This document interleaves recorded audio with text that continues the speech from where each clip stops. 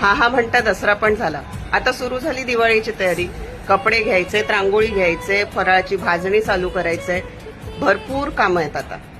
पण खरं सांगू मित्रांनो, ही दिवाळी प्रत्येकाच्या घरामध्ये सारखी नसते.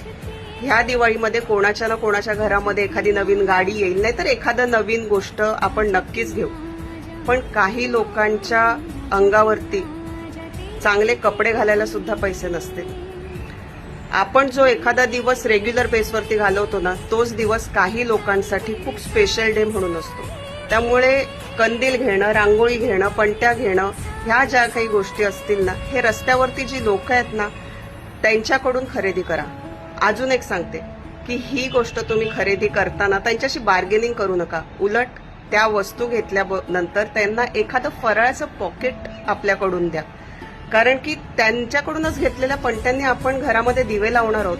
त्यांच्याचकडून घेतलेल्या कंदिलांनी आपण आपलं घर सजवणार आहोत. सजावटीचं सामान सुद्धा त्यांच्याकडून घेऊन आपण आपल्या घरामध्ये सजावट करणार आहोत. त्यामुळे हा उपक्रम मी करणार आहे की ज्यांच्याकडून जे खरेदी करेल त्यांना नक्कीच एक फराळाचं पॉकेट द्या.